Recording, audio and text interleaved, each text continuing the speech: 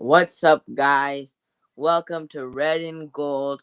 This will be me and Ben Meyerson's weekly 49ers show. Sometimes we'll switch things up if there's any NFL stuff, but for right now, it's our weekly 49ers show. Wednesdays. We're still working on the time, but right now it's on Wednesdays. So how you doing, Ben? I'm glad you can join me. I'm doing excellent.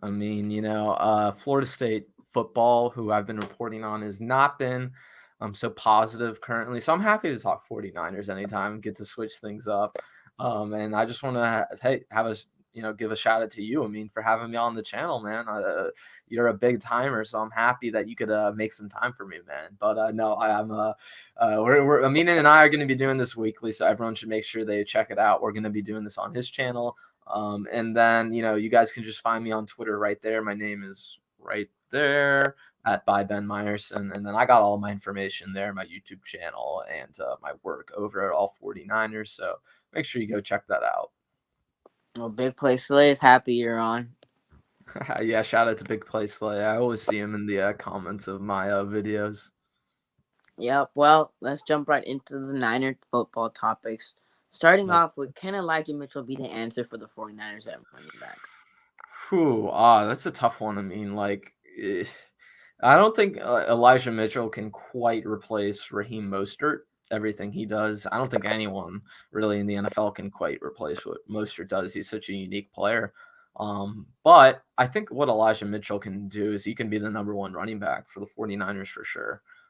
Because he clearly has this ability to work well in the Shanahan wide zone scheme. He ran the ball really well against the Lions. He looked excellent, and when the holes were there for him, he could really hit them. I saw a few rookie mistakes here and there, some stuff he could clean up, but overall, in terms of expectations for a rookie, man, Elijah Mitchell looked great. He looked much better than a sixth round pick. And it's funny because the 49ers took Trey Sermon, who they didn't even dress for this game, and instead they played Mitchell. So it's kind of a funny situation.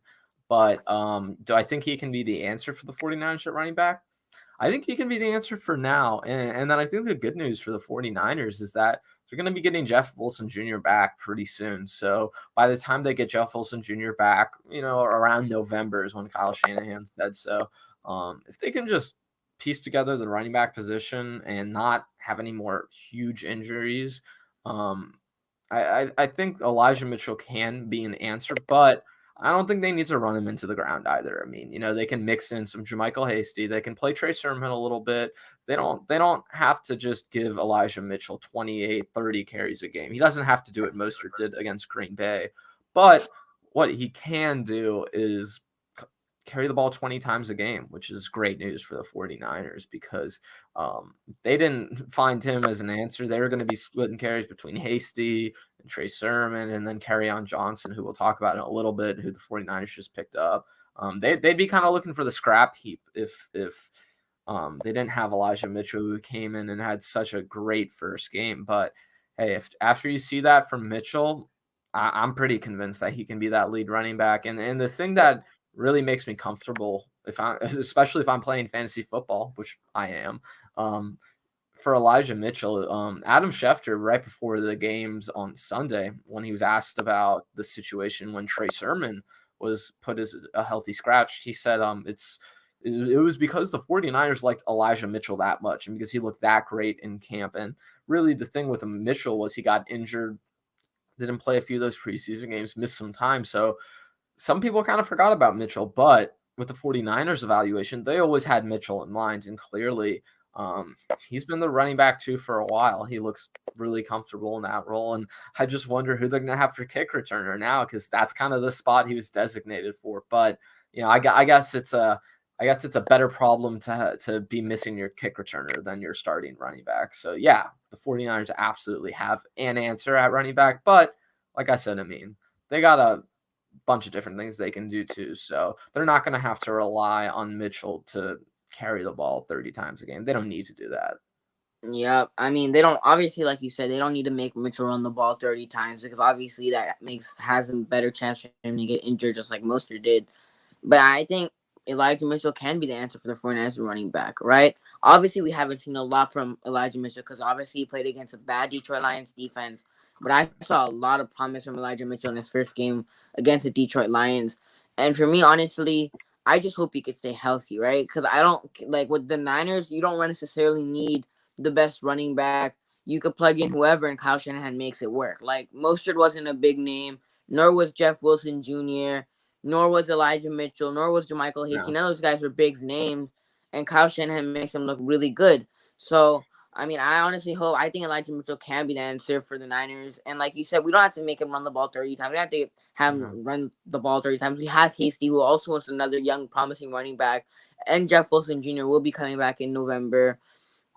Yeah, And well, and I think the point is if they can keep 2 out of those 3 guys that we mentioned, Sermon, Hasty, and Mitchell, all healthy by November, by the time they get Jeff Wilson Jr. back, I think they'll be fine at running back. I think it just becomes a bigger problem when if they did get one more injury and it started getting really thin. They'd really yeah, have to look for guys off the scrap heap. But for the situation they're in right now, if those guys stay healthy or mostly healthy and they get Jeff Wilson Jr. back, this is an awesome running back room. Before the season, I mean, I thought this was the deepest running back room Kyle Shanahan's ever had. Now, listen, losing Mostert doesn't help that, obviously, but the point is like we've been saying, they got solutions, even if Mitchell, for whatever reason, got hurt, or if they, whatever happened with Mitchell, they'd still be relatively fine. Like you're saying with Kyle Shanahan, his run system's just so dang good that you can put many running backs in that position, and they can be really successful. yeah. Well, moving on to the next topic is obviously this is old news, but Jason Verrett is out for the season with a torn ACL. So now the question I ask you is, how big of a loss is this for the 49ers, and how will it affect the 49ers this season? Yeah, I think this is a huge loss for the 49ers, specifically because I think it really lowers the ceiling of this football team. People talk about what the 49ers could do this season. They talk about the fact that they're top 6, top 7 in Las Vegas rankings.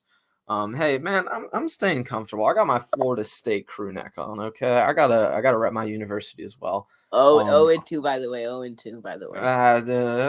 we're a basketball school, but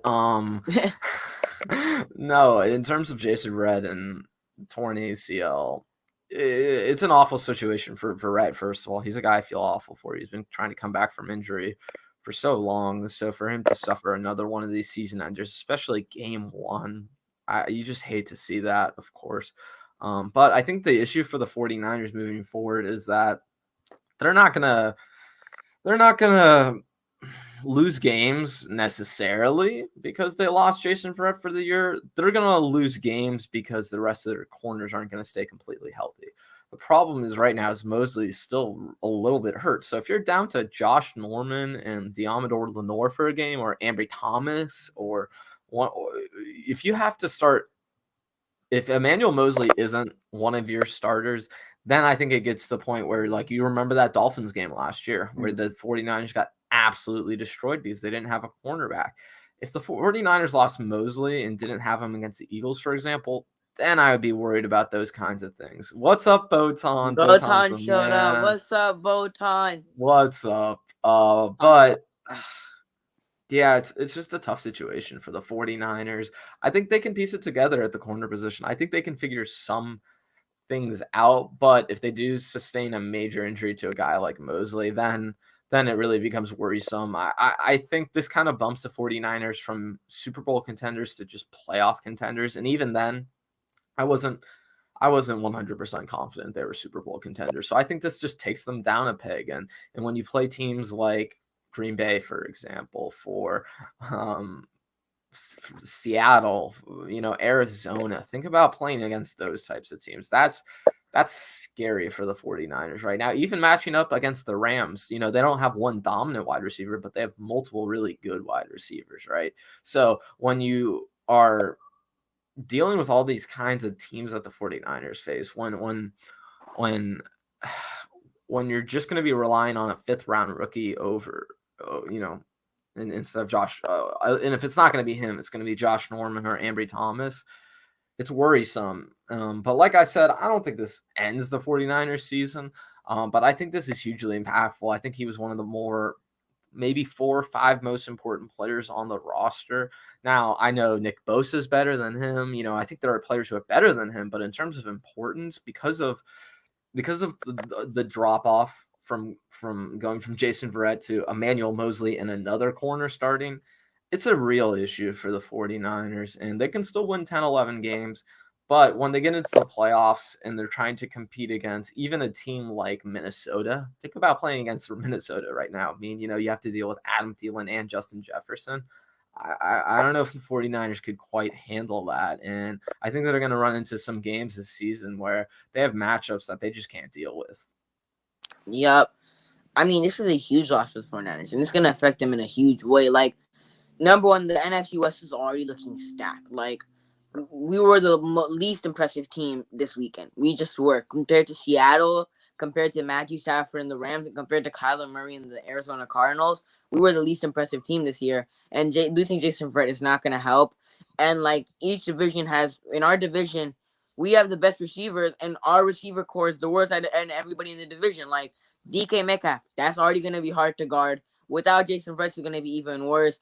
We have 2 rookie cornerbacks that we might have to start this year, and Ambry Thomas, who's not looking good so far, and Diamo Lenore, who he's obviously a rookie, so he's gonna have his bumps in this season. He's obviously gonna have his bumps, and he's not like a first round, second rounder, right? He's like a fifth rounder. So Yeah. that's also one thing to look about Diamo Lenore, and like even some of the other receivers like D Hop, Cooper Kupp, Yeah. Robert Woods, AJ Green. Like it's not gonna be easy for us to guard these receivers. It's already not easy for us to guard these receivers. Like last year, DK in Seattle, he was destroying us. Diop had like a 140-yard game the first Yeah. game of the season. Well, Amin, just think about Arizona. You brought up Hopkins, that great game, right? That first game of the season, you know who was missing? Jason Verrett. So we know exactly what it looks like when the Yep. 49ers do and don't have Jason Verrett, because you saw later in the season when the 49ers did have Verrett, they shut down DeAndre Hopkins. He might have been the reason they won that game, because DeAndre Hopkins was held to like something like under 40, 50 yards like that. So Yeah, he had like 50 yards. it was impressive what Verrett did against Hopkins that game. And the point now is that 49ers just don't have that kind of high-end upside at the corner position. Yup, and not even to mention, right? Like, also we're not like the rookies that we have at cornerback. But let's say we do make it to the playoffs, right? We Uh, get to the NFC Championship game. What happens if we play the Bucks in the NFC Championship game? That's not even going to be pretty. If uh, Brady's going up against rookie cornerbacks, and if you look at their wide receivers, Mike Evans, Antonio Brown, who looked like Pittsburgh Antonio Brown on week 1, and you look Chris like at Godwin. Chris On Godwin, that's not even going to be that's going to be a fair matchup for the Niners because the defense is going to struggle. Like our cornerbacks are going to get beat by those guys badly. Like I yeah. wouldn't be shocked if Brady had 4 touchdowns if we made the NFC Championship game. Brady threw for like 4 or 5 touchdowns on us. Well, let's just go to the wild card round. I mean, right? Let's start with the first round, because I think it's clear the 49ers doesn't look like they're going to win their division, but let's say they're a wild card team, right? They make the playoffs and the Rams or Seahawks win the division, and they're matched up with the Cowboys week 1 of the playoffs. How do you card Gallup, Amari Cooper, and CeeDee Lamb? You just can't. Mm-hmm. So it's those top end teams too, but And Michael Gallup. and Michael Gallup. Yeah, I think the point is, if you look through every team that might make the playoffs in the NFC, it's a nightmare sort of matchup with almost every single football team. And I think the real startling thing is that you look at a team like Detroit, they looked good at the end of that game. They were able to keep the ball moving, and a little bit of that is complacency at the end of football games. Teams know they're up big, but at the same time, that wide receiver group looked much better than they should have, and that is considered the worst position group in all of football on any team in any organization.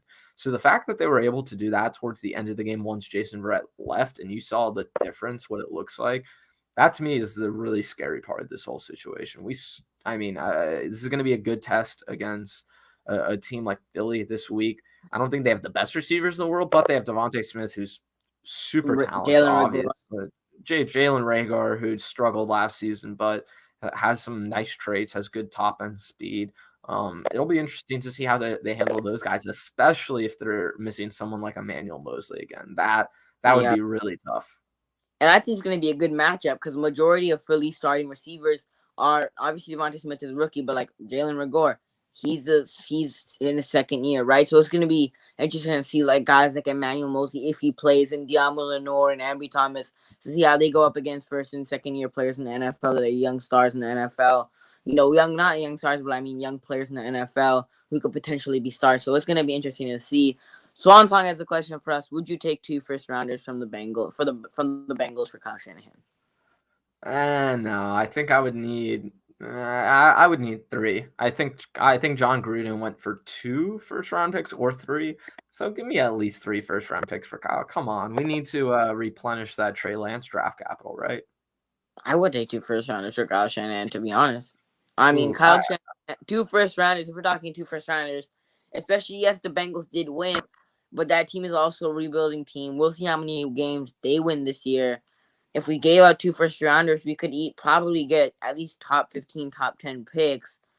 And I mean, Kyle Shanahan, he took us to a Super Bowl, but outside of that, what has he done for us all the other years, right? Yes, you could say injuries and stuff like that, but I mean, two first rounders for Kyle Shanahan, I would take that. Like if Gruden is worth two first rounders, yeah, I but that's what I'm saying. I mean, I think Kyle's worth just a little bit more, right? Because think about John Gruden back then. He had gone to Super Bowls, right? But it don't only been one. And really, even what he did with that Tampa team, he didn't do as much as a regular head coach would do. That was so abnormal of a situation. So the reason I wouldn't take two first though is just because also who would you replace Kyle with, right?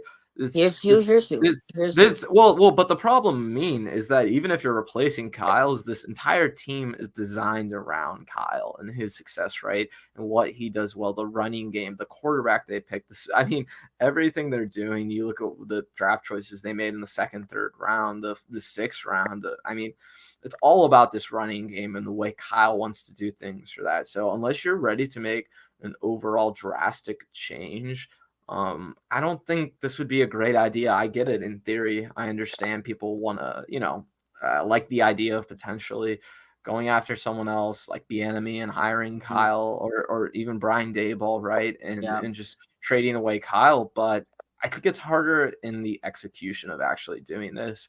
And considering how far the Niners have gotten with Kyle, I would give him more time because I look at this as a transition year no matter what.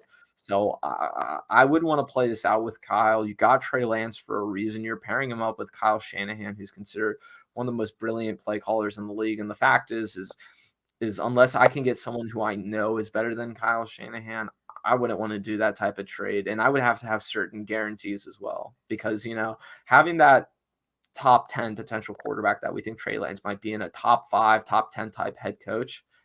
So that's the stuff franchises only dream about, and sometimes you get lucky and you only get one or the other. So I think you got to, just based on all the decisions they've made, you got to stick with it. You got to play this out and you got to see it to the end. Here's what I will say that you will get without Kyle, right? You would get that Super Bowl because obviously Kyle choked that Super Bowl. Whether you want to say or not, Kyle choked that Super Bowl. You would probably most likely get a Super Bowl if you didn't have Kyle Shanahan on your team. You would get some little bit of better draft picks, right? Like let's say like some Dante Pettis. Whose pick was that? That was Kyle's pick. You Yeah, know, for you sure. would get some picks that if John Lynch drafted, maybe you could have a better player. Where Kyle chose the player, you would have some better players on your team. Like who knows what we would have had if John Lynch made some decisions instead of Kyle Shanahan and Kyle Shanahan saying like I want Dante Pettis or I want CJ Beathard. Like who knows what we could have gotten with some of those picks. So there's so many things that you could get with not having Kyle Shanahan, but I understand your point that hey, like who could we replace them? I would say Bieniemy and DeBoll because I mean DeBoll obviously look at what he did with Josh Allen and Eric Bieniemy. I mean Eric Bieniemy is an amazing offensive coordinator. Kansas City is an amazing team.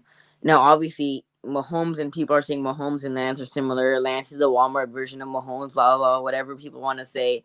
But I mean Eric Bieniemy, I think he deserves a chance. Like especially if you consider this year, like if you look at some of the head coach hirings, like David Culley, or like I think Bieniemy would have been a better choice for some of those teams instead of David Oh, Culley or yeah, like if you look at a Urban team like the Meyer. Texans for sure, yeah, but I think I think sometimes people get you need to look at the team situation too, right? So look at like Urban Meyer. There's a reason the Jags hired him. It's because they needed it's because they needed something like that. It's that kind of presence in their team. I think the point is unless I knew I was getting someone who was a guaranteed guy who's better than Kyle, better offensive coordinator, better offensive mind, I don't think I would want to hire that person. And quite frankly, I don't think there's any of those people out there right now who are considered better than Kyle or better at what they do, better at what they do than Kyle. That kind of commodity is just something you don't want to give up. I think the reason that the Raiders were smart to do what they did with John Gruden is because it's not like John Gruden is exactly a top 5 or top 10 head coach. Now, he's not bad by any means, but Kyle Shanahan is a top 5, top 10 sort of head coach. And with how much the 49ers have invested in him and invested in his success, I think you just got to see through the situation. That to me would be the best case scenario, because if you do let go of Kyle and it works out for him, then who looks stupid? It's a really tough situation. I mean, top 5, that's a little bit of a reach. I mean, my eye goes like, I you're don't talking think he's top the. 5. I Top don't think he's 10? the. Top 10, I you don't think could he's make a the. case, right? Yeah, I don't. But top I'm not 5? saying right. I'm not saying right now. I mean, I'm saying that at any point you could make, if things go right for Kyle, you could by the end of the year say, "Oh yeah, Kyle's one of the 3 or 4 or 5 best head coaches in the NFL," and that's the type of potential is Yeah, just potential. potential. I don't think. Yeah, and I think the point is like, I don't think there's anyone you could hire who has that kind of potential and upside like Kyle does. Yep. I mean, I was like, when you say potential top 5, I was like, bro, top 5, that's a little bit of reach, but I could see the top 10. Yeah, and I could potential. definitely That's see what I mean more than anything. He's a guy that if everything goes right for him, and if he wins the Super Bowl, people will think of him very highly. that. Yep. I mean, Andy Reid won a Super Bowl, and people think of him highly now. Like before, they Oh obviously yeah. But like before with his there was all Philly kinds days. of people.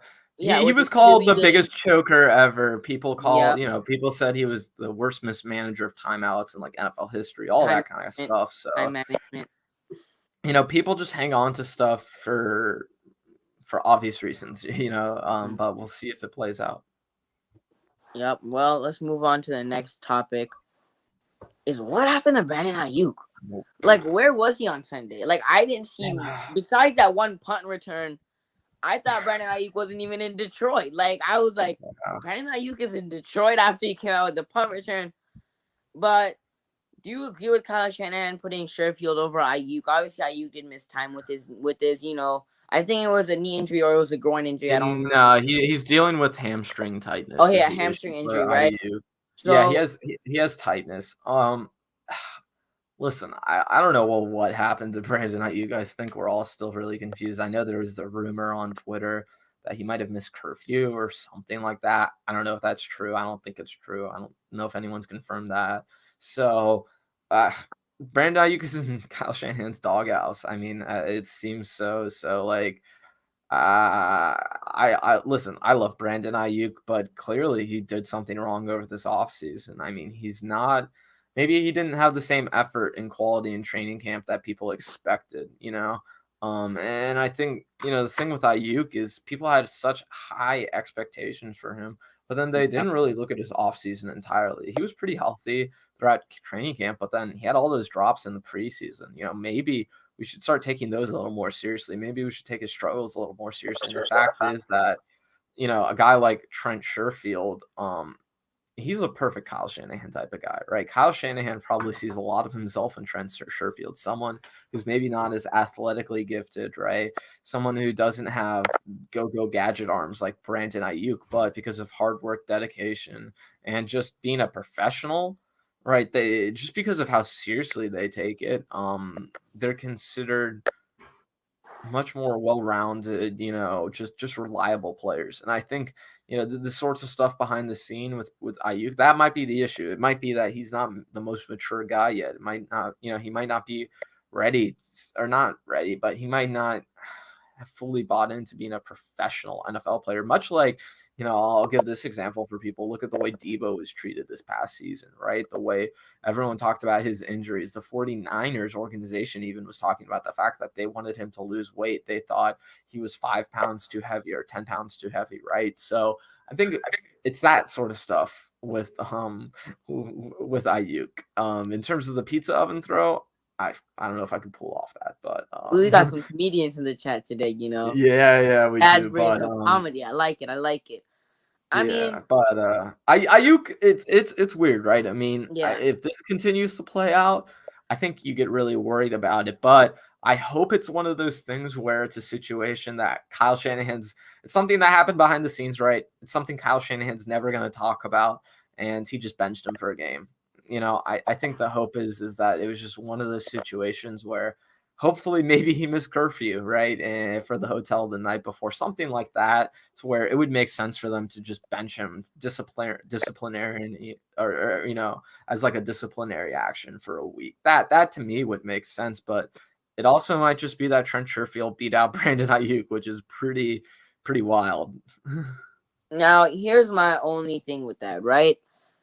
Obviously, yes, you could look at Brandon Ayuk's drops passes in preseason, but Brandon Ayuk, if you look at his season last year, when Debo was out, when George Kittle was out, he was the guy who was stepping up and making plays, right?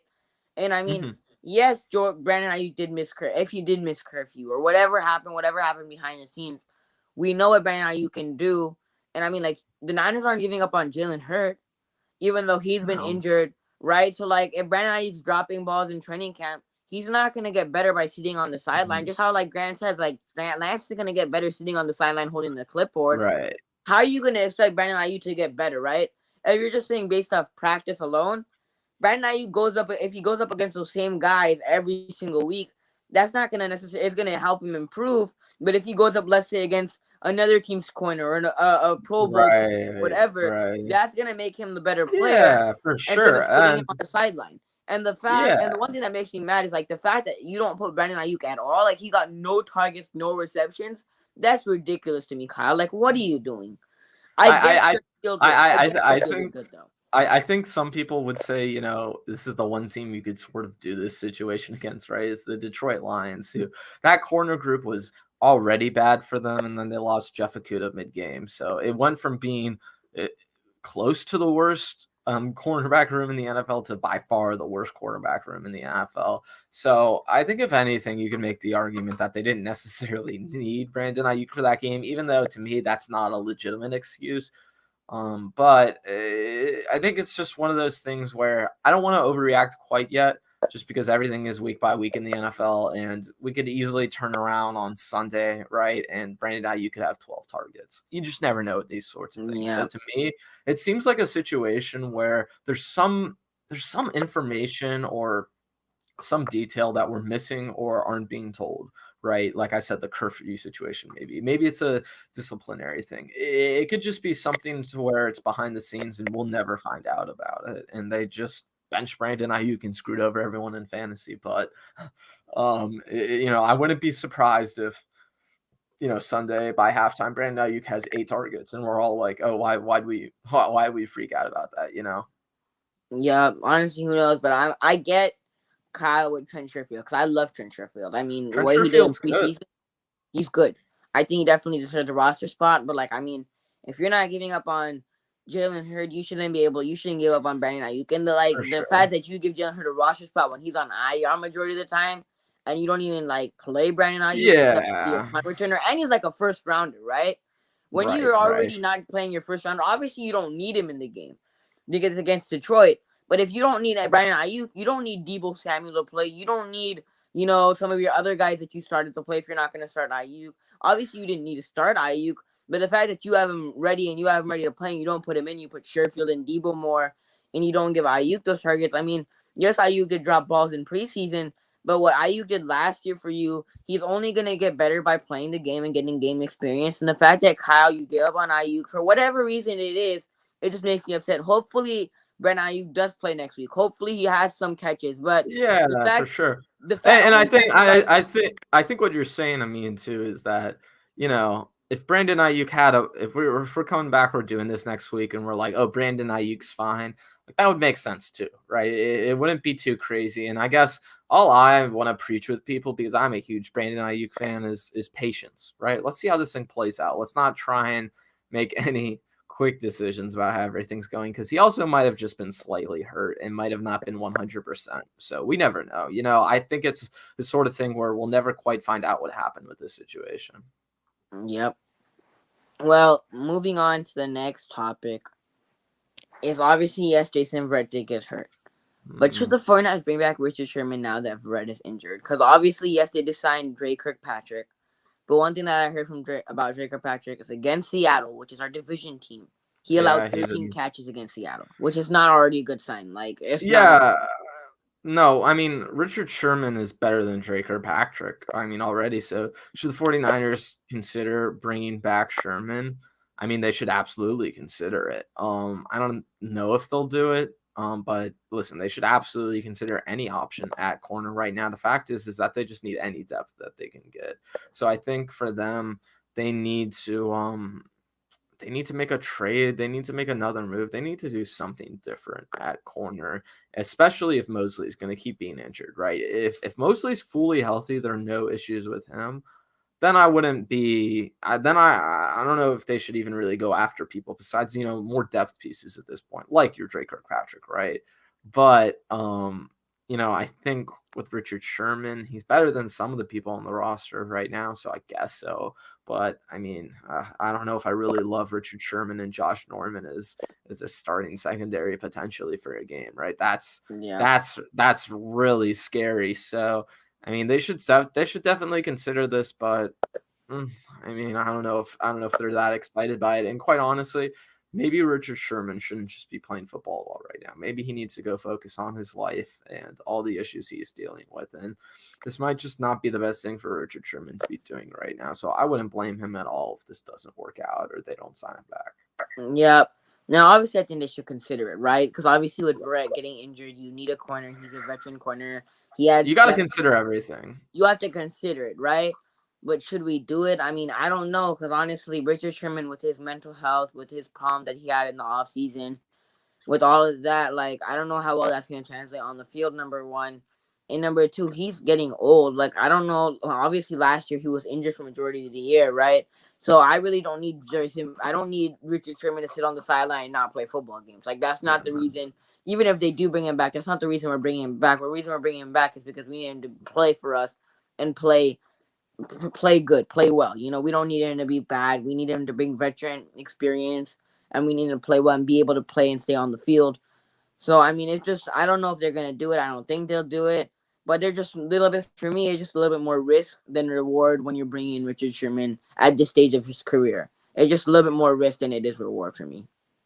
Yeah, I hear you on that for sure. I agree, man, for sure. Yeah, well, I forgot to talk about the other injured running back that got injured, Oh which is yeah. Raheem Mostert.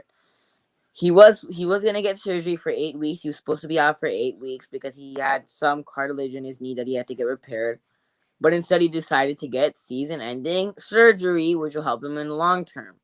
Which I really don't know about. I mean, Raheem Mostert. Now, obviously, Mostert is a super fast guy. I mean, he's super fast, like 4.3. I want to see him and Tyree go head to head in a foot race. But I mean, with Mostert, him and his constant injuries, It's I'm tough, kind of man. I'm kind of like Mostert. Like, I love you when you play, but you just can't stay on the field. You're basically what happens with Jimmy Garoppolo majority of the time, right? Where Yeah. you just can't stay on the field no matter what the situation is, no matter what's happening, what's going on. You just can't find a way to stay on the field and play, and that's kind of concerning to me because it happened last year where he missed majority of the season. Even in training camp this year, where I think he had like a back injury where he was sitting on the sideline for a couple of plays and he was out, not practicing for a couple of days. I mean, I don't know how reliable Raheem Mostert is, and he just doesn't seem too reliable. Like Jimmy G, at least he stayed healthy week one, right? You got injured right off the bat week one again. So how Yeah. reliable necessarily are you? Even his breakout year, where not breakout year, but necessarily where the Niners actually gave him a chance to be the starter, was against Oakland on Thursday Night Football. He breaks his arm. Like he just can't stay on the field. Where whatever it is, he just can't stay on the field. And I just don't know Yeah, why. and I just feel really bad for Raheem. First of all, I mean that's the toughest part of this situation. Is this guy who seemed like he was doing everything to come back healthy, and from what I understand about his surgery situation, originally what happened was they thought it was going to be 8 weeks, and then Kyle Shanahan, I believe today actually, said that almost immediately after the press conference. There was no way he was going to be out only 8 weeks. Season-ending surgery was pretty much his only option from everything I understand from all the stuff we've been from everything Kyle told us. Um, Um, eh, so yeah, for for the 49ers, it's tough. I mean, I think this might be the last time that we ever see Raheem Mostert. I mean, even dress for the 49ers. He's a free agent after this offseason. So he could easily sign with another team. This could be his last game with the 49ers. So like we talked about earlier, they'll be fine at the running back position. They'll figure it out. If anything, this is the one position where I don't, you don't want to see players get hurt, obviously. But if there's one position that is going to sustain injuries for the 49ers, this is the one that I expect it to be. And I wouldn't be as mad as other positions just because it's not the drop off from Raheem Mostert to the last guy and on running back on the bench, and the difference between Jason Verrett versus Josh Norman, that difference at corner is way bigger. So I'd much rather lose a running back than I would a corner or an offensive tackle or an edge player or something like that. So I think it's tough for Raheem. It's not the worst situation for the 49ers. And like I said, more than anything, I just feel bad for Raheem. This is really tough for him. Yep. I mean, it's just that he's not reliable, and I don't even think that he's gonna play for the Niners next year. Obviously, I I don't think his think so. contract is expiring. I think it's the last time that he's gonna. So I think it's the last time he's gonna play in a 49ers uniform. Sadly, because obviously the NFC Championship game, I was at the NFC Championship game. I was praying Mostert would get those 220 yards, and it was an amazing championship performance. And that's why I kind of feel like, hey, the Niners said we'll give you another contract, or we'll give you more salary, which you Yeah, which that makes you happy, right? they gave him one more opportunity over two Yeah. years to see what was left in the tank, to see what he had left, and he got his opportunity. I think the 49ers have been as fair with him as they've been with anyone. I just feel bad that the first game he gets that captaincy on his chest, he gets hurt, he goes down. It's just tough, man. You feel really bad for the guy. It's just a Yeah. really sucky situation. Yeah, but I don't even know why fans are attacking him about it, right? Like injuries happen. That's just the way it is. Like I don't know. No. That's just not Yeah, my I didn't see for any of attacking that, him. but Yeah, but but but I mean, this is yeah. probably his last time that he's gonna wear a 49ers uniform. Sadly, it is, but this is probably gonna be the last time because he just can't play on the field. And obviously, yes, the Niners to give him another contract to see what he has left in the tank. But even if he doesn't sign with the Niners, right? Let's say he signs with another team, he's not gonna be the starter for another team unless another team starter gets injured. Most likely, he's not gonna be that guy, the starting running back. Because even if you give him the ball like maybe 10 times or 12, 15 times in the game, who knows? He could get injured again. So like that's the thing with Raheem Mostert, where like even if he signs to another team, how much are you gonna be able to give him the ball, and how much time are you gonna give him carries? Because then who knows, like 10, 15 carries, he could be out, and you could be out for like the season again, because his body's just not sturdy. So, I mean, I don't know, but we will see what happens with that situation. Moving on to the next topic is honest assessment of D'Amico Ryan's first game as a defensive coordinator. What was your assessment, or what was your thoughts on D'Amico Ryan's first game as a defensive coordinator? Yeah, I thought this was, a pretty good job by D'Amico. I think the thing that worried me more than anything was the run defense. It looked pretty bad all game. They were getting gashed up by DeAndre Swift the entire time. Jamal Williams was looking excellent, and by the end of the game, Jared Goff was able to finally get rolling. But I did like some of the things I saw out of D'Amico. I saw how good that linebacker room looked, how excellent they were against Detroit. But you know, he did well his first game. I'm more interested to see how he handles Jalen Hurts, though, because this is the thing that the 49ers have struggled with. Specifically, they've struggled with really dynamic running backs. You look at a guy like Miles Sanders, I think that's a scary back for them to deal with. But then the way Jalen Hurts plays football, he's really, it's not a one read guy, but he's a one read and scramble sort of guy, right? He's always scrambling. And for the 49ers, if Eric Armstead's just going to be, trying to chase him outside the pocket, well, that's exactly what Jalen Hurts wants to do. So if that continues to happen, he does well.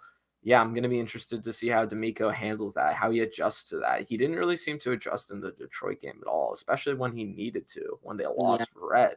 But if he can, come in with a good game plan against the Eagles and execute it well enough, I don't even think he'll need to adjust much. But he also needs to be ready to adjust on the fly, because if he doesn't get it right, the Eagles could really gash them up. And specifically with those receivers, the weaknesses of this defense right now are dealing with running quarterbacks and really good wide receivers. And while the Eagles don't exactly have, world beaters at wide receiver, they do have very competent guys. Devontae Smith looks excellent. He had a really good game against Atlanta, who is very weak on defense. So I don't know how much stock I put into it, but with the 49ers being so weak as they are at corner, that's a matchup that the Eagles are going to be looking to exploit for sure. They're not scared of Emmanuel Mosley at all. They're not scared of Diamador Lenore at all. They're not scared of K'Wan Williams. So I think they're going to try and attack that. I want to see how DeMeco handles that, how he handles that kind of pressure. And then if he has a different game plan for Jalen Hurts, if he has a game plan for a running type of quarterback, because I think this is the one quarterback in terms of when you talk about dual threat guys that you can game plan against, at least in certain ways, because he is limited as a passer. There are certain things he doesn't do.